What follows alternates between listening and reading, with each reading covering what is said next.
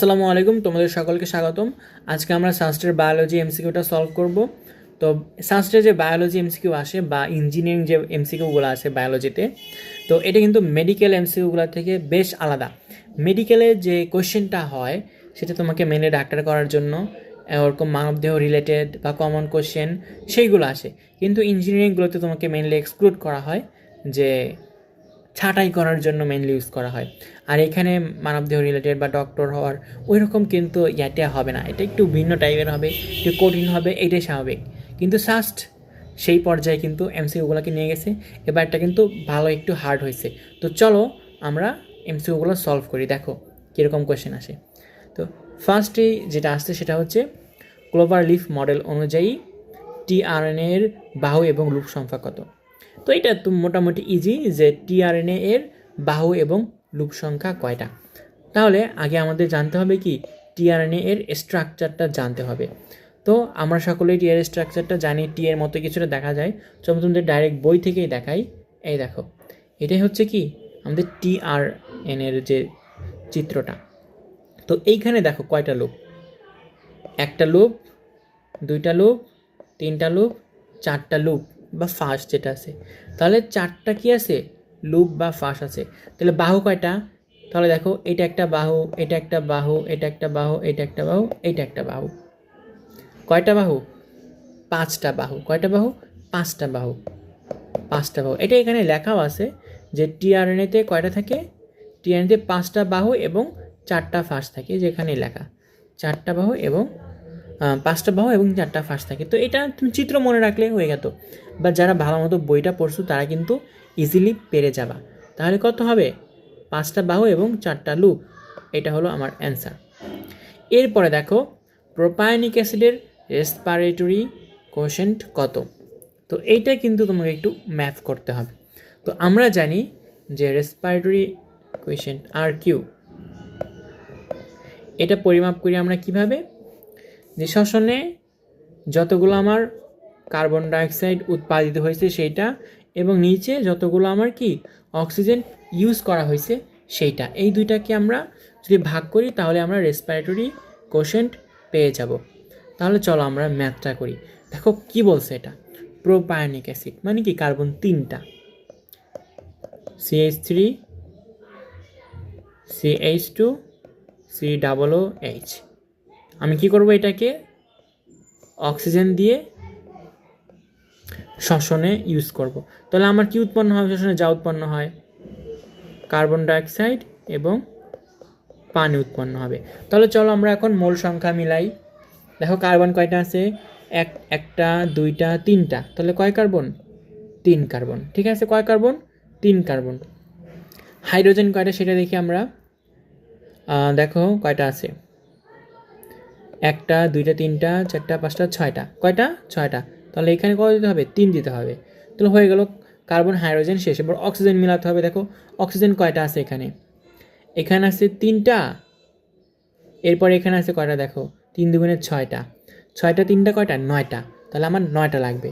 নয়টার মধ্যে এখানে কয়টা আছে, নয়টার মধ্যে এখানে আছে একটা, দুইটা। তাহলে আমার কয়টা লাগবে, আর সাতটা লাগবে। তো সাতটা কীভাবে বানাবো, সাতটার জন্য এখানে কি 7/2, ঠিক আছে। কত দেবো, 7/2। 7/2 মানে 3.5, ঠিক আছে। আর এখানে অক্সিজেন কয়টা, মানে কার্বন ডাইঅক্সাইড তিনটা। তাহলে আমরা আর কিউতে বসাই, কার্বন ডাইঅক্সাইড কয়টা, তিনটা, অক্সিজেন 3.5। এটার কিন্তু মান প্রায় 0.8-এর মতো আসে। কত আসে, 0.8-এর মতো আসে, খুবই কাছাকাছি না, এজন্য এরকম হয়। তাহলে দেখো এটাকে আমরা এখন এখানে আসি, দেখি তো। এই দেখো কাছাকাছি কোনটা, 0.8, এইটা কিন্তু। তাহলে এইটা কিন্তু অ্যান্সার, এটা কিন্তু পারা যায় যদি তুমি জানো যে কীভাবে এমসিকিউটা বের করতে হয়। এরপরে দেখো কীভাবে বিটি বেগুনের ক্রিস্টাল প্রোটিন প্রকা প্রতিরোধ করে। এটা একটু কঠিন, এটা মনে করো বইতে ওইভাবে দেওয়া নাই। এইটার অ্যান্সারটা হচ্ছে অন্ত্রের ঝিল্লি ধ্বংস করে, অন্ত্রের ঝিল্লি ধ্বংস করে। এটা মনে করো আবুল হাসান স্যারের বইতে নেই, অন্য অন্য বইতে থাকতে পারে। এরপরে যে এমসিকিউ আছে সেটা দেখো 64 নাম্বার, সেটা হচ্ছে কোন বিপাকে হাইপার ইউরিকোসিউরিয়া তৈরি হয়। মানে মূত্রের সাথে বেশির পরিমাণ ইউরিক অ্যাসিড যাচ্ছে, মানে কোন বিপাকে ইউরিক অ্যাসিড বেশি তৈরি হয়। এখন দেখো তাহলে আমাদের কি করতে হবে, এই কয়েকটার মধ্যে কোনটায় ইউরিক অ্যাসিড তৈরি হয় সেইটা আমাদের জানতে হবে। আমরা জানি ইউরিক অ্যাসিড কোথায় তৈরি হয়, adenine and guanine, adenine and guanine এই দুইটার বিপাকে কি হয়, এই দুইটার বিপাকে এই যে মনে করো ইউরিক অ্যাসিড এটা তৈরি হয়। তো এইটা কোথায় আছে দেখো, এইটা আছে এএমসিকিউতে আছে, দেখো এইখানে কিডনির অধ্যায় যেটা আছে ইউরিক অ্যাসিডের বজ্র, এখানে দেখো যকৃত কোষে নিউক্লিক অ্যাসিডের পিউরিন ক্ষারকের বিপাকের ফলে ইউরিক অ্যাসিড তৈরি হয়। তো পিউরিনের মধ্যে কি আছে, এডিনিন অ্যান্ড গুয়ানিন এই দুইটা আছে। তাহলে আমাদের দেখতে হবে এডিনিন অ্যান্ড গুয়ানিন কোনটা কোনটা। তো এই দেখো এডিনিন তো নাই, তাহলে গুয়ানিন, তাহলে এইটাই কিন্তু অ্যান্সার। এরপরে দেখো এরপরে কি দিছে, এবার মানব দেহের তৃতীয় প্রতিরক্ষা স্তরে ডাইমেরিক এবং পেন্টামেরিক অ্যান্টিবডির মোট মানে এই অ্যান্টিবডিগুলো আমাদের টোটাল অ্যান্টিবডির কত পার্সেন্ট। তো দেখো ডাইমেরিক মানে কি, ডাইমেরিক বলতে এখানে কোনটাকে বোঝানো হয়েছে তোমরা বলতে পারবা? ডাইমেরিক মানে এটা দুইটা হাতের মতো। তো এই ডাইমেরিক বলতে এটা ইমিউনোগ্লোবিউলিন একে বোঝানো হয়েছে, পেন্টামেরিক বলতে এটাকে ইমিউনোগ্লোবিউলিন এমকে বোঝানো হয়েছে। তো আইজিএ এটা কত পার্সেন্ট থাকে, এম কত পার্সেন্ট থাকে, এটা আমাদের জানতে হবে। আমরা এটাকে কীভাবে মনে রাখি বলো তো, আমরা এটাকে মনে রাখি এভাবে না, দেখো একটা সূত্র দিয়ে GAMED, এগুলো হচ্ছে সব আমাদের কি, এগুলো সবাই হচ্ছে আমাদের বলো তো কি, ইমিউনোগ্লোবিউলিন। তো জিতে জি ইমিউনোগ্লোবিউলিন এটা প্রায় 75%-এর মতো থাকে, এটা 15%-এর মতো থাকে, এটা 5 থেকে 10%-এর মতো থাকে, এটা 0.5-এর বা 0.1-এর মতো থাকে, আর এটা 1%-এর মতো থাকে। এই পার্সেন্টেজগুলো কিন্তু পড়তে হবে। দেখো এখান থেকেও চলে আসে, তাহলে 15 আর 5 থেকে 10 এরকম হবে। দেখো তাহলে এটা কোনটা আসে, এ দেখো 15 এটাতে আসে, 15 এবং 5 থেকে 10, তাহলে এইটাই কিন্তু অ্যান্সার। ঠিক আছে, অ্যান্সারটা আশা করি বুঝতে পারছো তোমরা।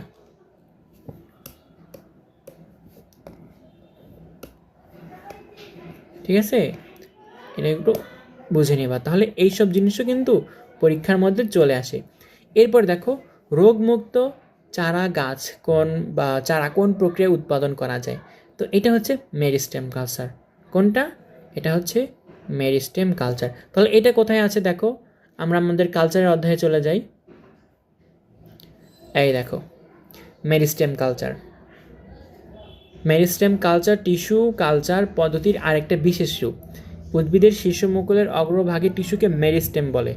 এই অগ্রভাগের টিস্যু বা মেরিস্টেম কালচারের মাধ্যমে উৎপাদিত গাছ সাধারণত রোগমুক্ত হয়ে থাকে, এই কারণে এখানে কোনো রোগ জীবাণু থাকে না। তাহলে এটাই অ্যান্সার, মেরিস্টেম কালচার। বুঝতে পারছো? তাহলে ইম্পর্টেন্স দিয়ে ভালো মতো পড়বা এগুলো। এবার দেখো ক্রোমোজোমের বহির্ভূত ডিএনএ কোনটা। ক্রোমোজোমের বহির্ভূত ডিএনএ মানে ক্রোমোজোমে সেই ডিএনএ থাকে না। তো কোন ডিএনএ ক্রোমোজোমে থাকে না, এটা মেইনলি বোঝানো হইতেছে যে প্লাজমিডের কথা। কার কথা? প্লাজমিডের কথা। আমরা জানি প্লাজমিডটা কেমন, প্লাজমিড হচ্ছে গোলাকার এবং দ্বিসূত্রক, এই যে এরকম থাকে মনে করো গোলাকার দ্বিসূত্রক এরকম। তো এটা হচ্ছে কি আমাদের মনে করো প্লাজমিড। তো এটা কোথায় আছে,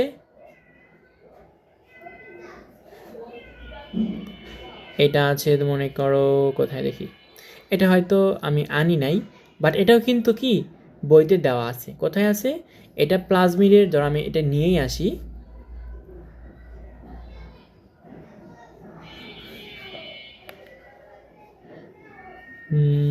প্লাজমিডেরটা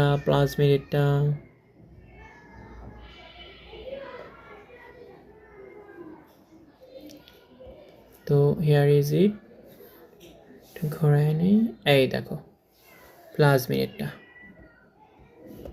তো এখানে দেখো কি বলছে, প্লাজমিড একটি বৃত্তাকার দ্বিসূত্রক ডিএনএ। প্লাজমিড কি বৃত্তাকার দ্বিসূত্রক ডিএনএ। আর প্লাজমিড কি ক্রোমোজোমের ভিতরে থাকে না, এটা ক্রোমোজোমের বাইরে থাকে। যে দেখো ব্যাকটেরিয়ায় সাইটোপ্লাজমে মূল ক্রোমোজোম ছাড়াও যে বৃত্তাকার দ্বিসূত্রক ডিএনএ থাকে তাকে প্লাজমিড বলে। তাহলে বুঝতে পারছো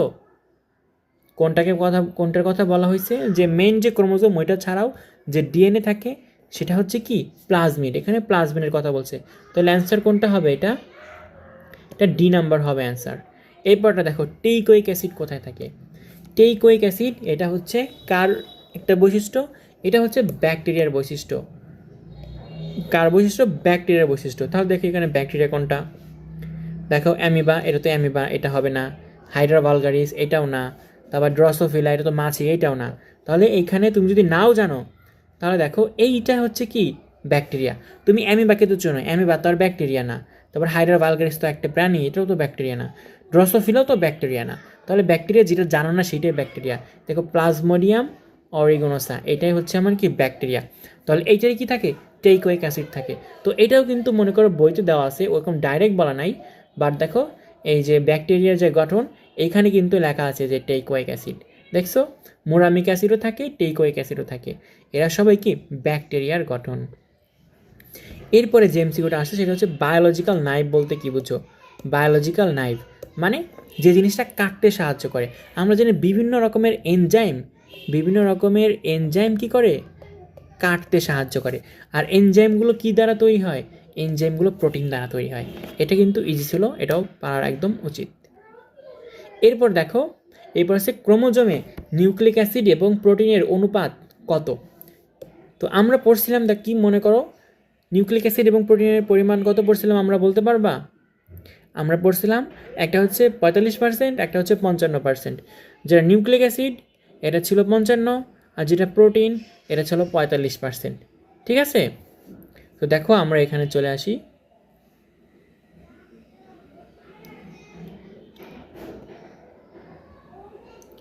তো দেখো কোথায় আছে এইখানে দেখো, এই দেখো প্রোটিন হচ্ছে 55% আর নিউক্লিক অ্যাসিড কতখানি? এটা হচ্ছে প্রায় 45%। ঠিক আছে? তাহলে প্রোটিন কত? প্রোটিন হলো 55 আর নিউক্লিক অ্যাসিড হচ্ছে 45। এটাকে যদি আমরা 9 দিয়ে ভাগ করি বা 5 দিয়ে করে দেখো, এটা হয় কত? 5 নং 45, 5 11 55। তাহলে এটাই কিন্তু অ্যান্সার হয়ে যায়। বুঝতে পারছো কি? তাহলে এটা কত হবে? 9:11। এটা হবে 9:11। এরপর দেখো বাংলাদেশে বিলুপ্ত প্রায় পাখি কোনটি? দেখো কি বলছে, বিলুপ্ত না কিন্তু বিলুপ্ত প্রায়, এখনো বিলুপ্ত হয়ে যায় নাই। এটা কোনটা তাহলে? এটা দেখো এটা কোথা থেকে আসছে? এটা আসছে এই যে এই ছকটা থেকে আসছে। এখান থেকে কিন্তু আগেও কোশ্চেন আসছিল, যে ঘড়িয়াল নিয়ে ডিউতে কোশ্চেন আসছিল, তারপরে নীলগাই নিয়েও কোশ্চেন আসে। তো এই ছকটা কিন্তু অনেক ইম্পর্টেন্ট। তো এইটার মধ্যে দেখো কোনটা আসছে, এটার মধ্যে এইটা আসছে। তো দেখো এই দেখো, বুঝতে পারছো? তাহলে অ্যান্সারটা কী হবে? B number answer. এরপর দেখো কোন প্রক্রিয়ায় হৃদরোগের সম্ভাবনা বাড়িয়ে দেয়? দেখো হৃদরোগের সম্ভাবনা বাড়াবে কারা? যারা বেশি চর্বি আমাদের আর্টারি গাত্রে জমা করবে, অ্যাথেরোস্ক্লেরোসিস করবে। তো অ্যাথেরোস্ক্লেরোসিস এগুলো সব যাদের রক্তের মধ্যে কোলেস্টেরল বেশি তারা করে। তাহলে কোলেস্টেরল এগুলো সব কিছু লিপিড থেকে তৈরি হয়। তাহলে কি লাইপোজেনেসিস হবে, লিপিড তৈরি করা, লাইপোজেনেসিস। দেখো হিমোফিলিক পুত্র সন্তান জন্মের সম্ভাবনা কন্যা সন্তানের চেয়ে কত গুণ? দেখো এই কোশ্চেনটা বইতে দেওয়া নাই, ওইভাবে দেওয়া নাই। আর তারা যে কোশ্চেনটা করছে আসলে কোশ্চেনটা ভিন্ন রকম হওয়ার কথা ছিল। দেখো এইটা আসলে আসছে কোথা থেকে? দেখো এইটা আসছে আমাদের এইখান থেকে আসছে, যে হিমোফিলিয়াতে মহিলাদের থেকে পুরুষরা বেশি আক্রান্ত হয় এবং প্রতি 10,000 জন পুরুষে একজন মাত্র কি হয়? একজন মহিলা আক্রান্ত হয়ে থাকে। এই জিনিসটা থেকে আসলে তারা ওইটা দিতে চাইছিল, বাট অন্যরকম কোয়েশ্চেন করে ফেলছে। তাহলে সেই হিসাবে এখানে অ্যান্সার হওয়ার কথা কত? 10,000 অ্যান্সার হওয়ার কথা। তাছাড়া এটা কিন্তু ওইরকমভাবে কোনো দেওয়া নেই। তাহলে যদি দিত যে একজন মনে করো বাহক পিতা বা একজন বাহক মাতা, এরকম যদি বলতো তাহলে আমরা কী করতাম? সেখান থেকে পার্সেন্টেজ করে বের করতাম। কিন্তু এটা ওরকমভাবে কিছুই বলে নাই। এরপর দেখো আধুনিক ক্রেবস চক্রের কোন ধাপে উদ্ভিদ ও প্রাণীর পার্থক্য পরিলক্ষিত হয়? তো এটা কোথায়? এটার অ্যান্সার কিন্তু হবে 5x8, মানে 5 ও 8। তাহলে কীভাবে এটা হলো? তাহলে এটার জন্য আমাদের কী করতে হবে? আবার সেই বইয়ে ফিরে যেতে হবে। এখন দেখো বইতে কী বলছে, প্রাণী এবং উদ্ভিদের ক্রেবস চক্রের মধ্যে পার্থক্য কোথায় আছে? দেখো উদ্ভিদের সাকসিনাইল কোয়ে সিনথেটেজ এটিপি তৈরি করে, কিন্তু প্রাণীতে জিটিপি তৈরি করে। তাহলে সাকসিনাইল কোয়ে এই ধাপটাতে সমস্যা আছে। এই দেখো সাকসিনাইল কোয়ে থেকে এই যে এটিপি আর জিটিপি আলাদা হয়। তাহলে 5 নাম্বার ধাপে আলাদা আছে। এরপর দেখো 2 নাম্বার কি বলছে, যে আজ পর্যন্ত পরীক্ষিত সকল উদ্ভিদ মাইটোকন্ড্রিয়াতে এনএডি ম্যালিক এনজাইম পাওয়া গেছে। এই এনজাইম ম্যালিক অ্যাসিডকে পাইরুভিক অ্যাসিডে রূপান্তর করে, ম্যালিক অ্যাসিড থেকে পাইরুভিক দেন অ্যাসিটাইল কোয়া সৃষ্টি করে, কিন্তু প্রাণীতে এটা হয় না। তাহলে দেখো উদ্ভিদে আবার একটা চেঞ্জ, যে ম্যালিক অ্যাসিড থেকে অক্সালোঅ্যাসিটিক অ্যাসিড এটা তৈরি হওয়ার আগে পাইরুভিক অ্যাসিডটা তৈরি হয়, কিন্তু এটা মানে প্রাণীতে হয় না। তাহলে এটাও কিন্তু পার্থক্য আছে। 5 নম্বর এবং 8 নম্বরে কি চেঞ্জ। তো এই জিনিসটা মনে করো আসছে, তো কিভাবে কোয়েশ্চেনটা দেয়, তো মাথা নষ্ট করা কোয়েশ্চেন এগুলো। এর জন্য মেডিকেলে কিন্তু এরকম কোয়েশ্চেন আসে না, এগুলো আসে বিভিন্ন ইঞ্জিনিয়ারিং পরীক্ষাতে আসে। তাছাড়া দেখো এখানে বলে দেওয়া আছে যে এখানে 2টা স্টেপ কম আছে, আর 2টা স্টেপ কী আছে প্রাণীতে বেশি থাকে। তাহলে প্রাণীর ক্ষেত্রে 10টা স্টেপ আর উদ্ভিদের ক্ষেত্রে 8টা স্টেপ, এটা মনে রাখতে পারো। এটাও নেক্সট টাইমে দেখবে এই কোয়েশ্চেনটা দিয়ে দিচ্ছে। যেহেতু শাস্ত্রে এইসব জায়গায় দেয়, মেডিকেলেও কিন্তু এগুলো আসার সম্ভাবনা আছে। তাহলে দেখো অ্যান্সার কী হবে এটা, তো বললামই তো 5 and 8। আচ্ছা নেক্সট কোয়েশ্চেনটা খেয়াল করো, যে প্রাণী জগতে মুখ্য এবং গৌণ পর্বের সংখ্যা কোন অঙ্কের গুণিতক। এর কি কোয়েশ্চেন করে ভাই, এগুলা কোনো কোয়েশ্চেন হইলো? দেখো আমরা জানি মুখ্য পর্ব কয়টা, মুখ্য পর্ব হচ্ছে 9টা, গৌণ পর্ব কয়টা, গৌণ পর্ব 24টা, টোটাল কয়টা, টোটাল হচ্ছে 33টা। তো এই 9 এবং 24 এরা কোন সংখ্যার গুণিতক? এরা 3-এর গুণিতক। 3 তিরিক্ষে 9, 3 আটা 24, তাহলে কার গুণিতক? এরা 3-এর গুণিতক। ঠিক আছে, অ্যান্সার কী হবে? 3-এর গুণিতক। ঠিক কী সব কোয়েশ্চেন দেয় এগুলো দেখতে পারছো? এরা কি 3-এর গুণিতক।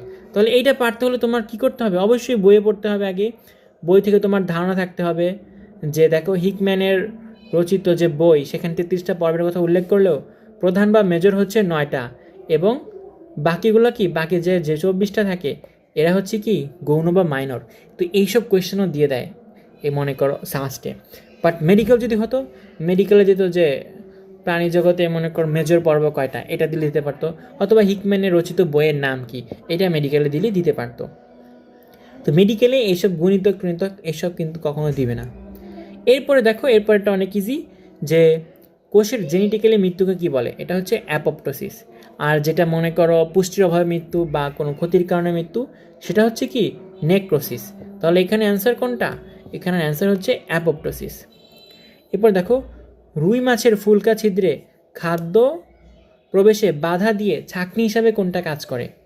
এটা হচ্ছে কি গিল র্যাকার। তো কিভাবে হলো এটা আনসার? তাহলে দেখো আমরা এখন বই থেকে একটু দেখি, এখানে দেখো কি বলছে, যে প্রতিটি ফুলকা আর্চ অস্থি নির্মিত এবং ভিতরের প্রান্ত প্রশস্ত হয়ে কাটার মতো গঠন করে, এবং এদেরকে বলা কি ফুলকা র্যাকার। দেখো এরা ভিতরের দিকে কাটার মতো একটা পাত গঠন করছে, তাহলে পাতের মধ্যে দিয়ে কিছু যেতে পারবে না, এরা আটকায় দিবে।